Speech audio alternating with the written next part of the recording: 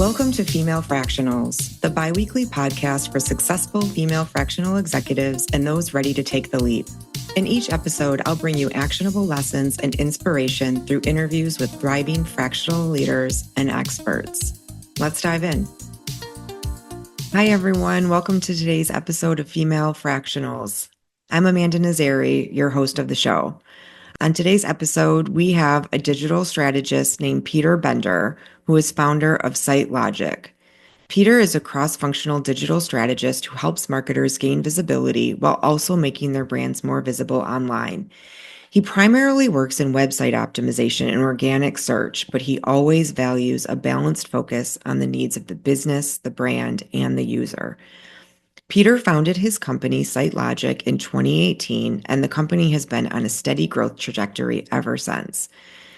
I really hope you enjoy this conversation with Peter. So without further ado, let's jump in.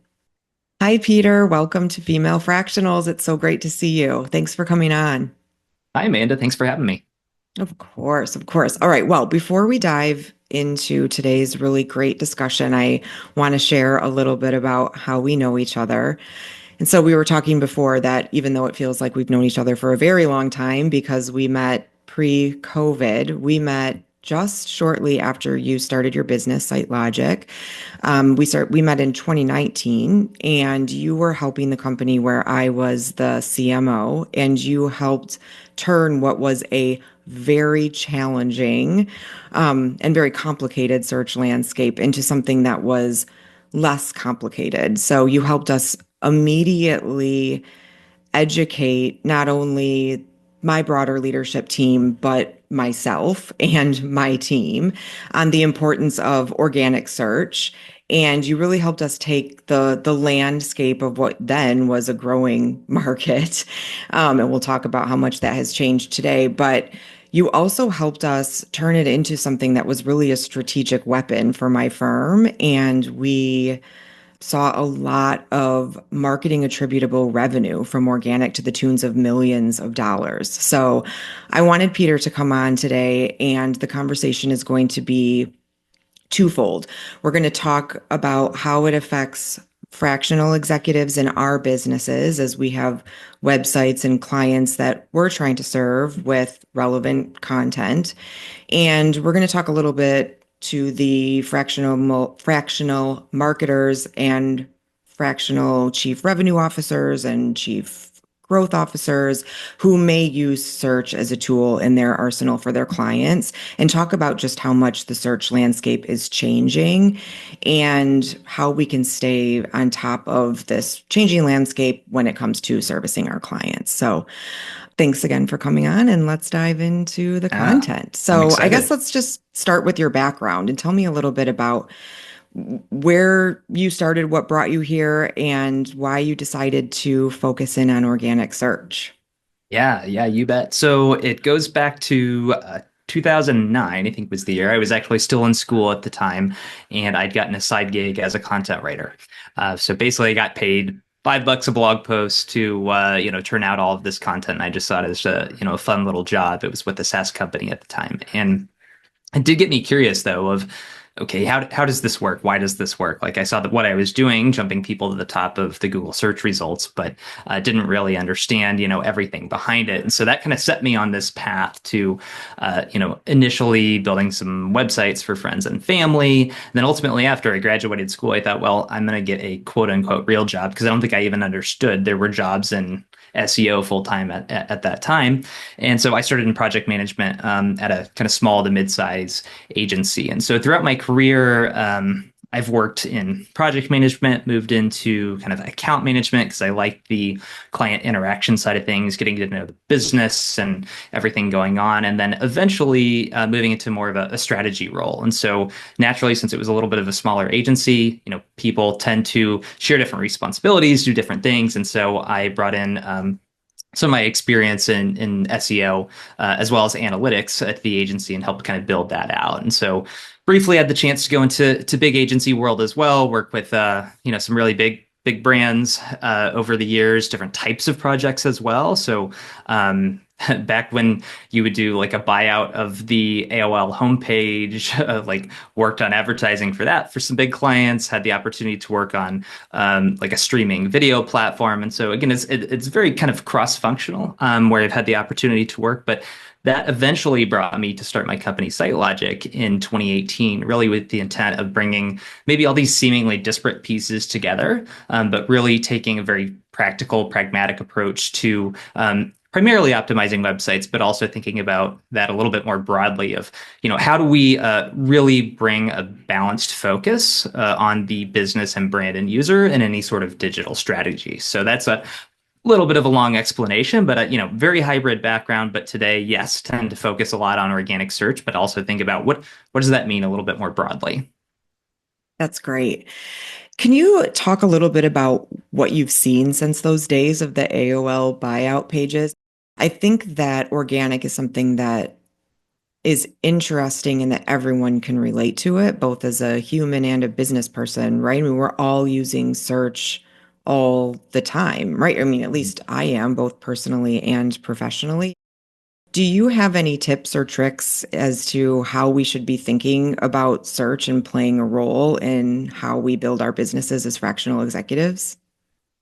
Yeah, it's a really excellent question. And honestly, something that I struggle with myself. And a lot of times, this is where I do feel like the cobbler who can't make his own shoes.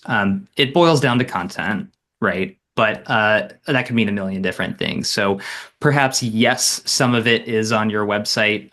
One thing that I think is valuable at a website, if you want to be thinking about it, is I feel like it's one of the few things that you do have kind of full ownership of online, right? So algorithms could bring people to your site in different ways, right? But you, in theory, at least have control over that content. It can say what you want, right? If, LinkedIn goes away overnight or, a billionaire decides to buy a social network, you are not subject to that, right? And so it is important to be thinking about your website and the content that you have on that. So when I'm talking with people and thinking about that, it kind of goes back to positioning and brand and also thinking about your niche. And so anytime you're developing an organic search strategy, you're trying to find this nice balance of what are people searching for? Were there enough people searching for it? And how much competition or how difficult would it be to rank for that? And that's where the notion of the long tail keyword comes from, if you hear about that, right? Where you're not necessarily looking for these like super high volume terms, but you're looking for something a little bit more in the middle that you could rank for. Basically, the idea is you want to be finding these very specific things that align with what your unique value is with what people are searching for. And so when we're thinking about, okay, how does an executive use that? Yes, your site, use that to try to build content that's on there. It might be in the blog section, but when you're thinking about your services and how you're positioning yourself, think about those specific terms that you can niche down at least a little bit, so that aligns with the unique intent, right? So rather than being trying to rank for fractional CMO or something like that. Perhaps you're picking an industry, perhaps you're picking a particular skill set or something like that where you can dig into. And then something like a blog is a great opportunity for other content like that. And the other piece too that I tend to recommend nowadays is I think it's great to try to write kind of mid to long form content for blog posts, but always be thinking about how you can kind of repurpose that cross channel as well. So it's pretty rare that I recommend people write tons and tons of content purely just for organic search, because again, you don't then have control of how people are getting there. And so I really like to think about how efforts can be optimized at that point. So just to put a bow on it, I guess I think a website is worth it. I know that it's a lot of work to build content, but when you're doing that, try to think about how you can use it elsewhere. That's great.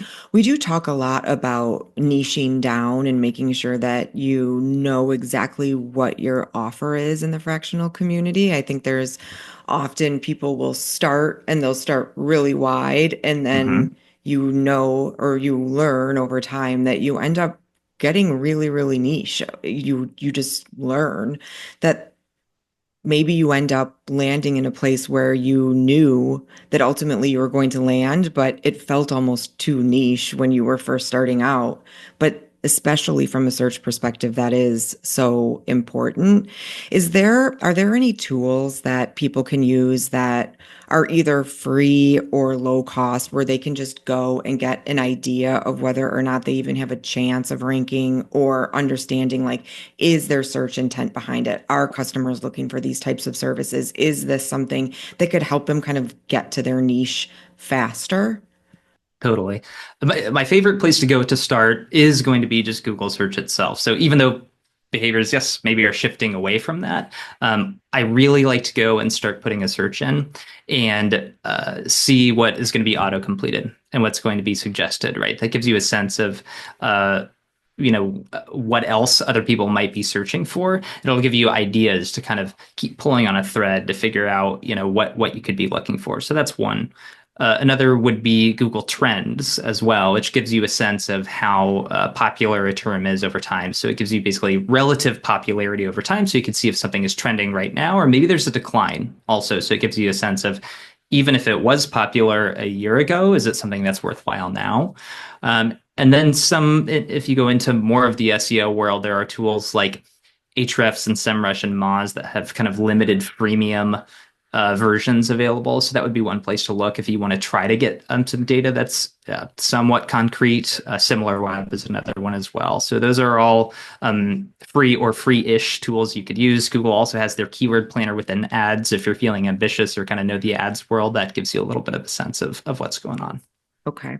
Those are all tools that are great for those of us who are also helping our clients try to stay on top of all of these shifts and changes as well. So I know that I am getting questions from clients on the daily around what does the latest Google algorithm shift mean for me? How do I break the LLM? So those are all Yeah. great tools that we can use when talking with our clients as well. And so speaking of those of us that are helping clients with a search strategy and beyond.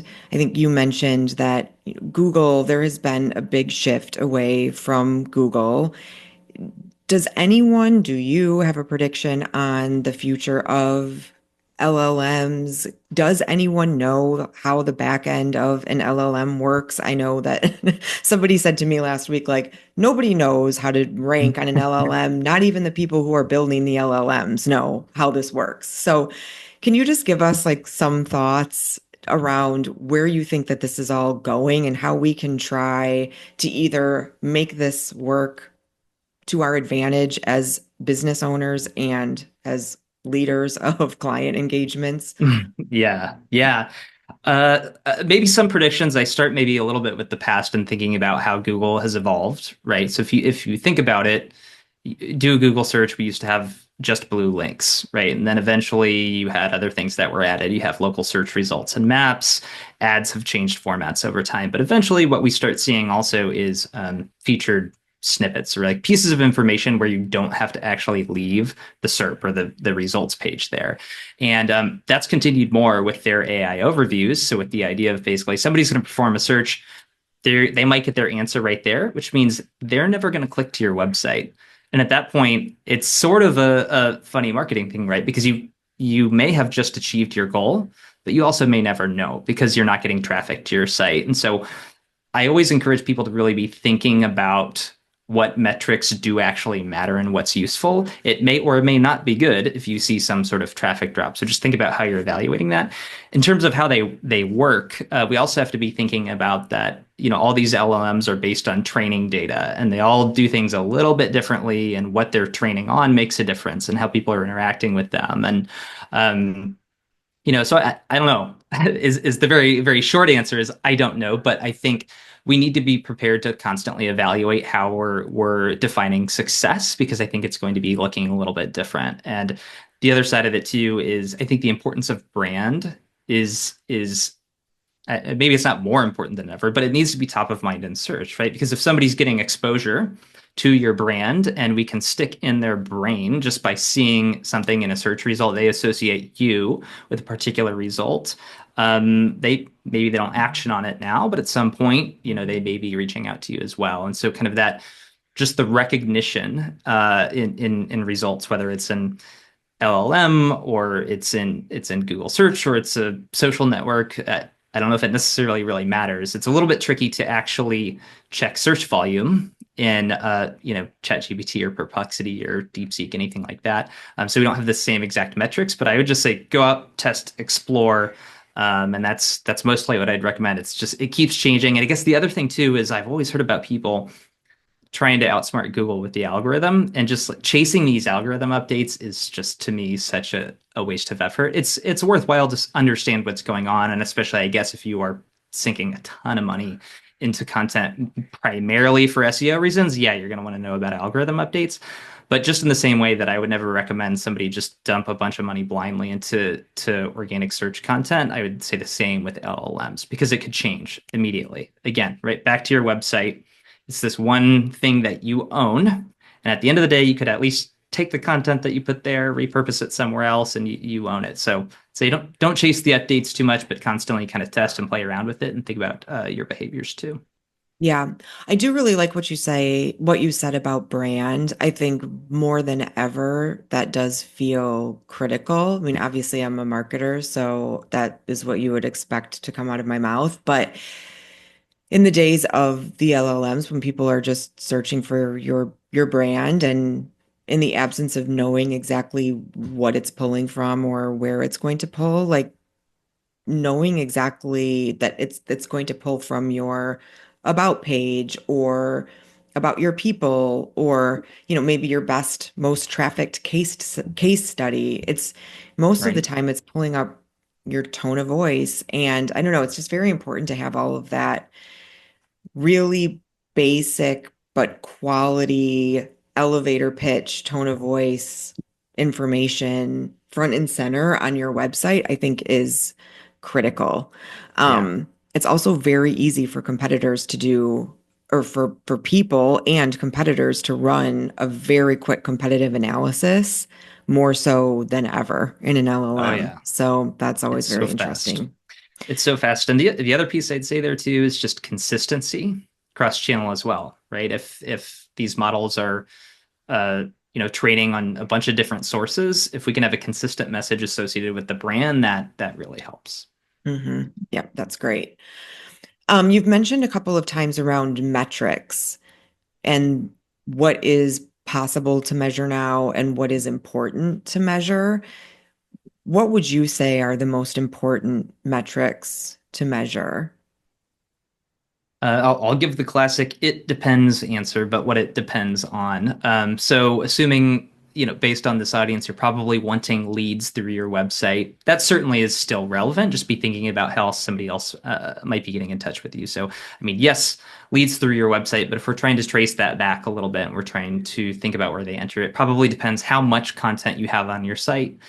You might have a single page, in which case, at that point, number of page views may or may not mean a whole lot, right? Whereas if you have a lot of different content, you want to see your page views distributed throughout the site, so that people are exploring the content, really seeing what you do. I also think about time on site. People ask about that a lot, right? Where I feel like a while ago, people used to want to say, "Oh, we want people on the site for a long time. We want to see them engaging with content." And I'll say, maybe, but also maybe that means that you're not really getting to the point right away, right? So it kind of depends. It's hard to say. I would be keeping an eye on all of those things, but think about the context of your site. And so, yes, you're going to have some concrete metrics regarding leads or phone calls, or maybe you are curious about exact clicks on something. That's worthwhile to track. But a lot of metrics, I honestly just think are interesting to know, and then you can slice and dice them based on what your exact goals are and how you know your audience and what you want them to do. Yep. Yep. That's fantastic. And from a client perspective, just make sure that the metrics are aligned to at the leadership level so that you have a baseline that you're working from and can obviously show that all of your great work is just trending upward, but making Mhm. sure that you have alignment on what those metrics are. For your own site, you can obviously make that call, like you said, based on, Yeah. what matters most to you and just make sure that everything is working on the back end, but making sure you have that leadership alignment is critical. All right. So, at the end of every episode, we do our rapid fire questions. So these are meant to be answered in one word or less, or one sentence or less. So There might be one where I'll give you some grace and I might wanna go a little bit deeper, but Okay, all right, I'm gonna jump into the rapid fires and then we'll wrap. Okay. perfect. Most unusual place you've taken a client call. Bathroom in Tokyo. First job that taught you something valuable. Uh, Zip line tour company in Colorado. Early bird or night owl? Early bird. Why? I can get like 2 hours of work done before anybody wakes up. I hear that. I'm also an early bird. You gotta Yeah. get those Oh hours in yeah. before people are Yeah. crawling all over you. Okay, Yep. 3 apps you can't live without. Google Calendar, DoorDash, and podcasts. Mentor you'd like to give a shout out to. Yes, my former boss and current collaborator, Larry Bach from Elevate Studios. Most used emoji in professional texts. I feel like I have to like do it, but the straight mouth face one. Very serious, Peter. Yeah, like I don't know what to say to this. Yeah, And your go-to comfort food. ramen, I think. Hmm. Very good. Okay. Yeah. Okay. All right. Well, thank you so much for coming on today. I really appreciate it. I appreciate all of your thought partnership and expertise, both in the past, but more importantly, in the present and into the future. Thank you for jumping on and being a guest. For those of you that are listening or watching, I talked about it in the intro, but Peter has a ton of great content on his website, sitelogic.com, also on his YouTube channel, where he will walk through information about how to launch a new product or service. He walks through all some of the tools that he referenced on today's interview. There's just a ton of great content. So check out all of Peter's great resources and his website, and I will link to some of them in the show notes. But thank you again, Peter, for your time. It was a great Yeah. conversation. Thanks for having me, Amanda. As always, please remember to follow, like, comment, and share. Also, don't forget to visit femalefractionals.com, where Peter has graciously offered up several wonderful resources and downloads that are sure to help you as you're growing your business. Thanks again.